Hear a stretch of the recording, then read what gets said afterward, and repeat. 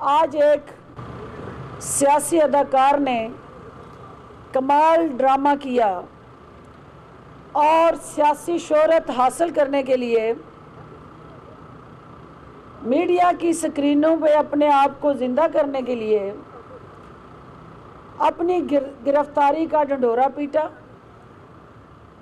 और ज़बरदस्ती उस गाड़ी के अंदर खुद बैठ के, चूँकि आज जैसा कि आप जानते हैं कि ज़िमनी इलेक्शन जो 19 फरवरी को होने जा रहा 2 हलकों में,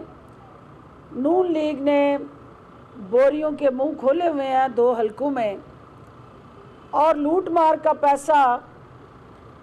करप्शन का पैसा माले मुफ्त दिले बरहम समझ के जिस तरह लुटाया जा रहा है, जिस तरह से वोटों की खरीदो फरोख्त का घिनौना कारोबार नून लीग की क़यादत ने वज़ीराबाद और डस्का में शुरू किया हुआ है, आज उसी मिशन की तकमील के लिए अताउल्लाह ताड़ड़ और आबद रज़ा जो इनके एक नोटोरियस करैक्टर हैं, वो वहाँ सियासी अफरा तफरी फिराने के लिए गए, जलसे में शमूलियत की। वहाँ की लोकल पुलिस को आबद रज़ा के हवाले से चूँकि असला और उनके साथ जो बॉडीगार्ड्स हैं उनके हवाले से इतलात मिली कि इनकी गाड़ियों में असला है, लिहाजा पुलिस ने जलसे के बाद आबद रज़ा की गाड़ी को रोका और उन्हें गाड़ी की तलाशी के लिए कहा। उन्होंने कहा कि जब उन्होंने तकरार की तो दूर खड़े सियासी मास्टरमाइंड और मीडिया की स्क्रीन के भूखे अताउल्लाह ताड़ड़ के पेट में अंगड़ाई उठी और उसने गाड़ी के अंदर खुद आके बैठ के SHO को कहा कि मुतलका पुलिस अफसर को कि आप जो तरजीहात, जो डिटेल्स लेना चाहते हैं थाने में जाके ले लें और वहाँ बैठ के बात करते हैं, हम आपको देते हैं वो सारी डिटेल्स भी और तफसीलात भी। लिहाजा मौसूफ जो है वो एक बार के मेंबर के साथ गाड़ी में बैठ के खुद थाने तशरीफ़ लेके गए। फिर उन्होंने अपनी कनीज़ों को मैसेज किए कि मुझे गिरफ़्तार कर लिया गया, किसी ने कहा कि उन्हें अगवा कर लिया गया। तो ये जो रंगबाजी और शोबाजी है, ये नून लीग का वतीरा है और हमेशा इस जमात ने सियासी शोहरत हासिल करने के लिए हर वो अमल किया जिसकी बाद में इन्हें सुबकी उठानी पड़ी, इन्हें शर्मिंदगी हुई। अताउल्लाह ताड़ड़ का चूँकि कोई गिरफ़्तारी नहीं हुई थी तो रिलीज़ करने का सवाल पैदा नहीं होता कि उनको रिलीज़ कर दिया गया। किसी शख्स को रिलीज़ करने के लिए पहले गिरफ़्तार होना ज़रूरी होता है। तो जो शख्स खुद उछल के कूद के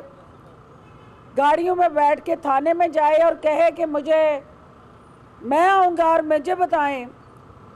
और फिर ये एक प्लान ड्रामा, ये एक बिल्कुल उस सियासत के, उस इलेक्शन के साथ जुड़ा नून लीग की रंगबाजी का शाहकार ये वाक़या है। इसका सिर्फ़ और सिर्फ डस्का और वज़ीराबाद के इलेक्शन में हमदर्दियाँ समेटना और मीडिया की आंख को धोखा देना है, लेकिन कनीज़े अव्वल, कनीज़े दोम और शरीफ ख़ानदान के ये जो ज़ाती मुलाज़म आज अताउल्लाह ताड़ड़ साहब ड्रामा करके आए हैं, उन्हें मैं ये कहना चाहती हूँ कि ताड़ड़ साहब आप शायद सेनेट में पहुँचने के लिए हाथ पांव मार रहे हैं और ये जाली अपनी गिरफ्तारियां लीडरशिप से हमदर्दियां समेटने के लिए ये सारा ढोंग रचा के आप अपनी जमात को तो मुतासर कर सकते हैं लेकिन हक़ाइक़ को मसाख नहीं कर सकते। लिहाजा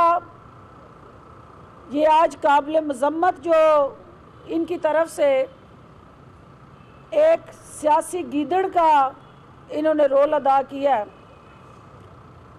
तो मैं हुकूमत पंजाब की तरफ से आए दिन इलेक्शन के अंदर जिस तरह से वावेला ये करके सस्ती शोहरत समेटने की कोशिशें कर रहे हैं, मैं इन्हें नादान सियासी उस थिएटर के अदाकारों को ये कहना चाहती हूँ कि कभी पाकिस्तान की तारीख़ में ऐसा नहीं हुआ होगा कि हुकूमत वक्त ने उन हलकों में जहाँ ज़िमनी इंतखाब हो रहा हो इलेक्शन कमीशन के रूल्स को, लॉज को फॉलो किया हो। ये इमरान खान और वज़ीर आला उस्मान बुज़दार का आइन और कानून की बालादस्ती के साथ जुड़ा, वो कमिटमेंट्स के साथ जुड़ा एक ऐसा अमल है कि हम चाहते हैं कि अवाम के पास ये इख्तियार हो, इंतज़ामिया या पुलिस के पास ये इख्तियार ना हो कि वो ये फ़ैसला करे कि किसकी हार होनी चाहिए और किसकी जीत होनी चाहिए। जिस सिस्टम को हम बदलना चाहते हैं उस सिस्टम के अंदर हुकूमत वक्त जो है वो बाजू मरोड़ा करती थी, वो मुखालफीन को